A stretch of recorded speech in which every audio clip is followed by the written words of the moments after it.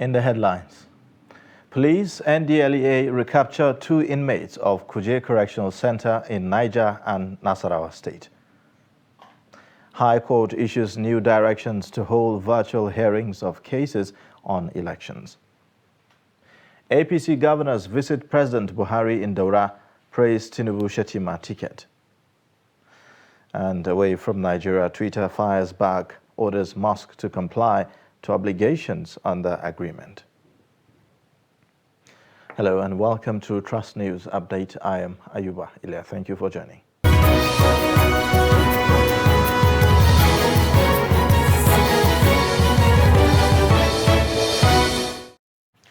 And now the details. The 7 passengers who were on Saturday night released by armed terrorists during the March 28 attack on the AK-9 Kaduna-bound train have now been reunited with their families. They regained freedom after spending 103 days in captivity. Their release from captivity comes 25 days after the first batch of 11 victims were freed. Tukur Mamu, the media aide to Islamic scholar Sheikh Ahmed Gumi, says this was facilitated by his principal. With the release of the 7 persons, about 43 others are still in captivity, including an 85-year-old grandmother. First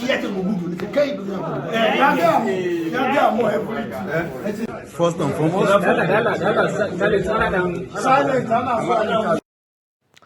meanwhile, operatives of the National Drug Law Enforcement Agency and the Niger State Police Command in separate operations arrested 2 Kuje jailbreakers. The escapees arrested were both on the wanted list of the terrorists who escaped from the medium security correctional center, Kuje, in Abuja, following an attack on the facility by terrorists. The Director of Media and Advocacy, NDLEA, Femi Babafemi, and the Niger State Police Command's Public Relations Officer, DSP Wasiu Abiodun, both confirmed the arrest of the 2 terrorists in separate statements.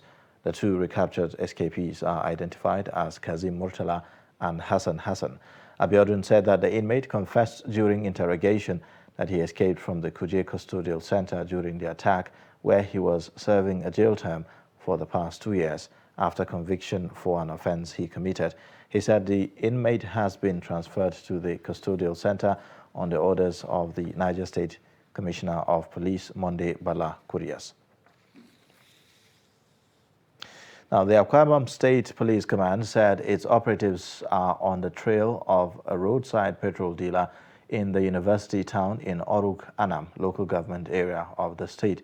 Police Public Relations Officer in the state, Idiko Magdon, explained that the suspect was declared wanted for setting a 200-level student ablaze. It was gathered that the victim had bought a petrol worth 500 naira from the suspect and later discovered it was adulterated when it failed to start his generator. He was reported to have returned the petrol to the seller and demanded a refund of his money from the suspect, an action that resulted in an argument between them, which led to the suspect setting the victim ablaze. The victim was later rescued by villagers, students, and the Vice-Chancellor of the university. The Edo State Police Command says its operatives have killed a suspected notorious armed robber in Benin City, the state capital. Jennifer Iwegbu, the Deputy Police Public Relations Officer in Edo, disclosed this in a statement on Tuesday. According to her, operatives attached to the Ugbo Divisional Headquarters neutralized the suspect very early in the morning. The command spokesperson explained that the divisional police officer in charge of Ugbo Division received a distress call at about 4:45 a.m. that there was an armed robbery operation ongoing along the Abuja quarters by Benson Idahosa University. She added that the assailants, on sighting the police operatives led by the DPO in charge of the police division, engaged them in a gun duel. According to Iwebu, the police operatives overpowered the suspect, killed one of them, and recovered some items including a pump-action gun and 5 live cartridges. And now to political matters. Despite the intense controversy generated by the same-faith ticket produced by the All Progressives Congress for the next year's elections, governors of the party are confident that they have good grounds to campaign. Governors of the party, led by the chairman of the Progressive Governors Forum, Atiku Bagudu of Kebbi State, gave the assurances on Monday. The governors met President Muhammadu Buhari over lunch at his country home in Daura. Kende Amodu reports. Presidential flag bearer of the APC, Bola Ahmed Tinubu, picked former Borno State Governor Kashim Shettima as his running mate on Sunday and now has a fight on his hands to convince Nigerians that his choice is in their interest. It will take some convincing, but governors on the platform of the APC have enlisted to sell the ticket. We have had a successful national convention which has produced in a very, very transparent manner a presidential flag bearer as Bola Ahmed Tinubu. And we note that yesterday he was here for the Salah homage at an occasion which he also used to name the vice presidential nominee in the person of Senator Kashim Shettima. We congratulate you and we congratulate our party. Mr. President, the members of this forum would like to assure you that we will work very, very hard to ensure the success of our party. And they believe, based on the legacies laid by President Muhammadu Buhari, the task has been made easier. We are confident that as we go around Nigeria to campaign for our party under your leadership, we believe Nigerians will trust us and Nigerians will appreciate that even where the outcomes are less than what we had hoped, that we have done well. But President Buhari is not concerned merely about the campaign. One of the things he's very worried about is the generational consequences of the prolonged strike of the Academic Staff Union of Universities, ASU, on families, the educational system, and the future development of the country. The institutions we have, like ASU, will sympathize with the country and the people. There's nothing wrong with showing the government and the leadership that you don't like what they are doing. But enough is enough. Don't hurt the next generation, for goodness sake.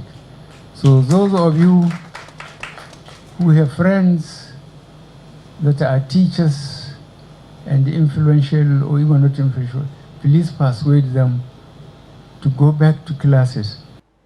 The president is already waxing whimsical about returning to Daura next year.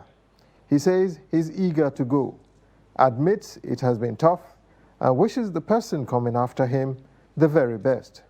Kende Amodu, Trust TV News.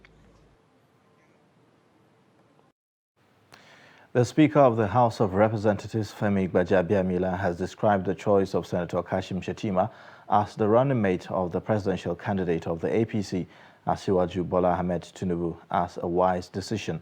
Gbajabiamila expressed delight that Tinubu settled for one of the best hands for the job of Nigeria's vice president. A statement by the Special Advisor on Media and Publicity to the Speaker, Lanre Lasisi, said Shettima has over the years proved his mettle as a progressive politician whose 8 years as governor of Borno State was a defining moment for the state. As a foremost banker, Gbajabiamila said Shettima has the right character and intellectual capacity to turn things around. Hence, having him as the vice president under a Tinubu presidency will be a masterstroke in the management of the economy. The Speaker called on Nigerians to support the Tinubu-Shettima ticket and other APC candidates for various elective offices during the 2023 elections. Now, chances of Labour Party winning 2023 presidential election appears slim, going by lack of structure and the needed national spread. An Abuja-based political commentator, Jide Ojo, said this while featuring on a Trust TV flagship program, Daily Politics, on the emergence of running mates to presidential candidates of the party. Trust TV's Shafiu Suleiman reports.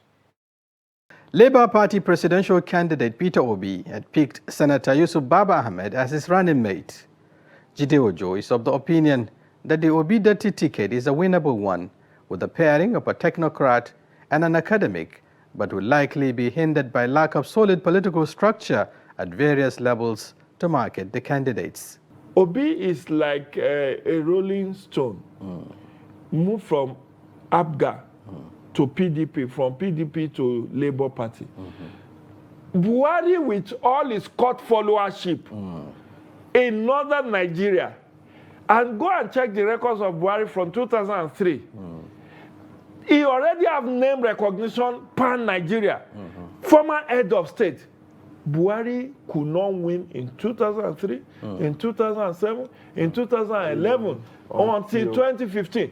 Why did he win in 2015? The structure that we are talking about. Speaking against the backdrop of monetization of Nigeria's electoral space and presence of two powerful and rich politicians as presidential candidates of the ruling party and the major opposition party, Ojo said this will further jeopardize the chances of the emergence of a new political powerhouse.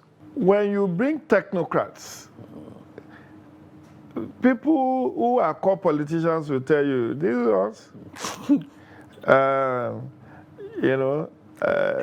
As they say, there is no, INEC will not count your prayer points. We saw it during the primaries. Those who are very eloquent, very articulate, very this and very that. What was their performance during the party primaries? Money is the name of the game.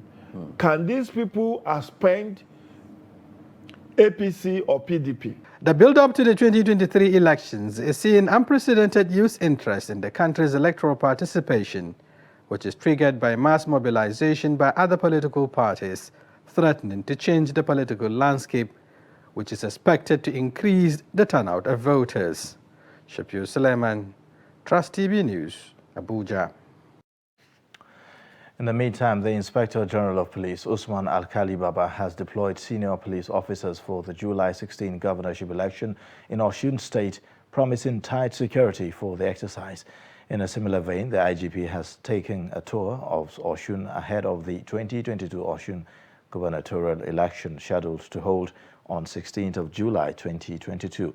The Stakeholders Forum is ongoing, and the IGP has just addressed the forum, warning against any act of electoral malpractices and violence, and has promised to deliver a smooth exercise.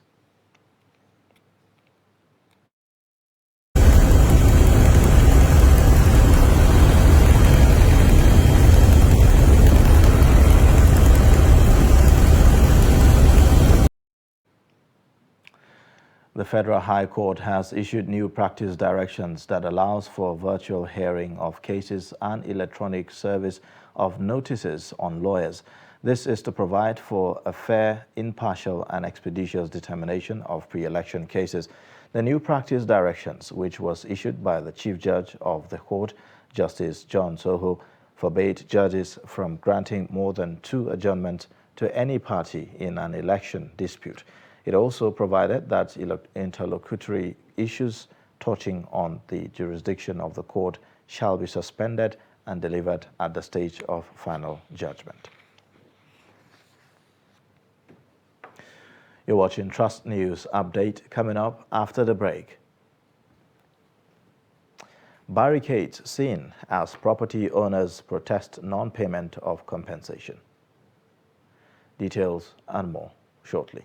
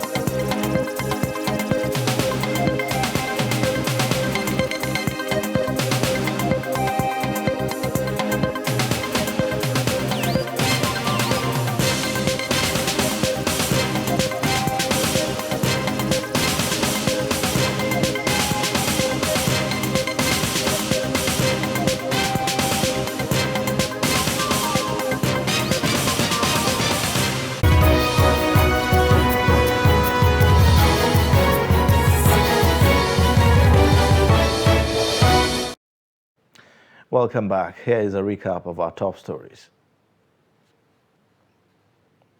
Police NDLEA recaptured 2 inmates of Kuje Correctional Center in Niger and Nasarawa State. High Court issues new directions to hold virtual hearings of cases on elections. In other news, blind students of Jada Special Education Boarding House have made a passionate plea to the Adamawa State government to come to their aid. A cross-section of students who spoke on condition of anonymity said sometimes they spend 2 weeks without getting a meal from the school. The students claimed that even when they get the food, it is not suitable or safe to eat. They said this forced many students to go out on streets begging for alms, a situation that is demeaning. An anonymous source said about 1,350,000 is earmarked monthly for the feeding of the students comprising primary, junior and senior secondary school sections, but to no avail. Speaking to Trust TV, principal of the Special Education Center, Jada, Adamu Alhaji Umaru, said they used to receive assistance from government, non-governmental organizations, Central Bank of Nigeria, CBN, philanthropists, religious groups, and the rest. But according to the students, the help does not reach them.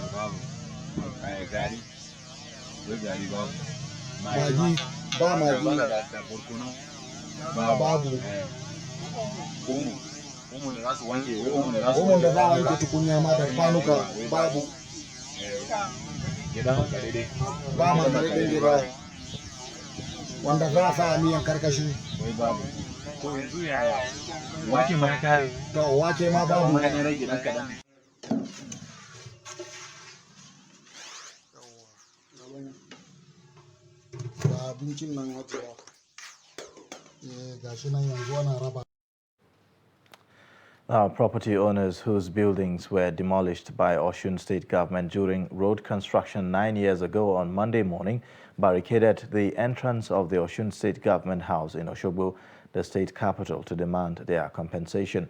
The aggrieved property owners said that the protest became their last resort as the state governor, Adeboyega Oyetola, failed to fulfill his promise to compensate them. Hamid Oyegbade files in the report.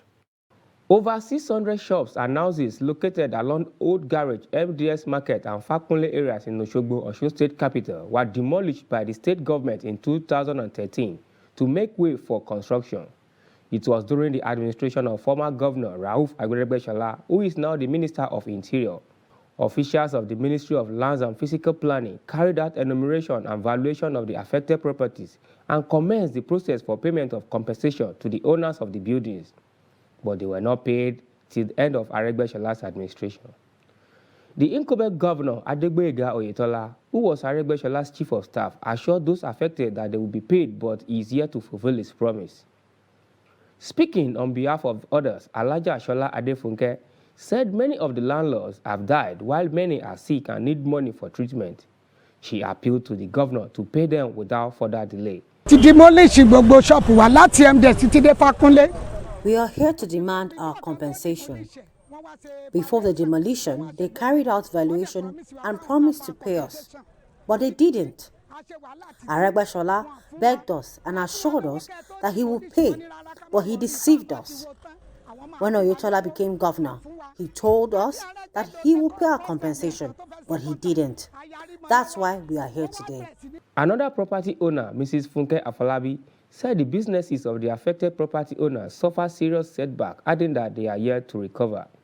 We are here today to complain to our government that he should pay our compensation. Since 2013 that they've demolished our shop, we have been waiting long enough that they should pay our money. We heard that they have made payment for Ayeto Road to Old Garage, that MDS was excluded, and we want our whole money to be approved before this election, and they should pay our own money. Similarly, Ahmed Adedogun, call on the state government to release their compensation money as many of them are old and need help to survive. Láti 2013, láti wó ṣọ́ọ̀bù wa. The government demolished our shops and houses since 2013. The former governor, Rafiu Aregbesola, promised to pay our compensation, but he didn't. His successor, Governor Yetola, assured us that he will pay the compensation. He signed checks for payments of some people around the areas of Ayetoro and excluded those of us at Old Garage, MDS, and Fakunle Axis. We want the government to pay our compensation without further delay. The Commissioner for Information in the state and his Works and Transportation counterpart, Remi Omowaye, assured that the compensation will be paid in full and appealed to the affected property owners to be patient with the state government. And away from Nigeria, a federal judge in the U.S. state of Arizona has blocked a state law that grants fertilized eggs, embryos, and fetuses the same rights, privileges, and immunities available to other persons. The ruling on Monday against the so-called Personhood Law by United States District Judge Douglas Reyes comes as state governments across the country have sought to clarify the legality of abortion. Abortion providers have argued that the law does not clearly state what will be prohibited under the law and what, if any, criminal charges they could face for performing the procedure. Twitter has fired back at Elon Musk, accusing the world's richest person of knowingly breaching an agreement to buy the social media firm days after the Tesla chief sought to back out of the $44 billion deal. In a letter sent to Musk dated Sunday and filed with regulators on Monday, Twitter said it had not breached its obligations under the merger agreement, as indicated by Musk on Friday, for looking to end the deal. Instead, it accused the Tesla chief of having intentionally, willfully, and materially breached the agreement.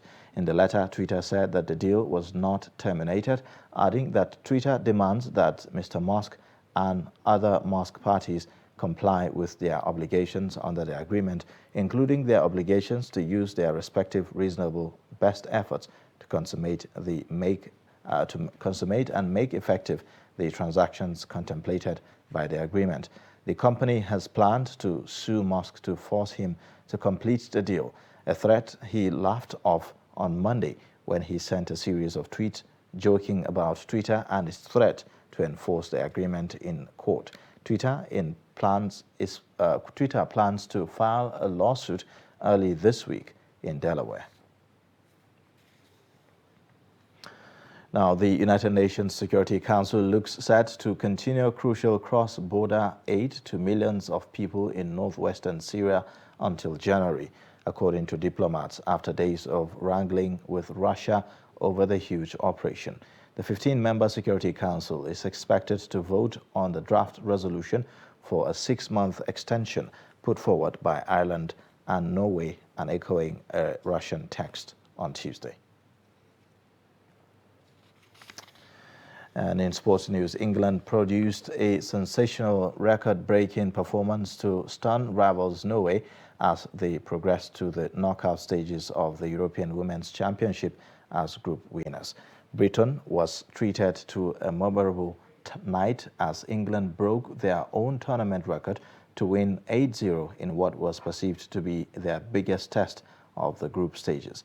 Norway, ranked 11th in the world, were outplayed, outclassed, and completely stunned by the England team oozing confidence. And with that, we wrap up the news update. Watch more via all our social media platforms, and don't forget to subscribe to our YouTube channel. I am Ayuba Ilya. Thank you for watching.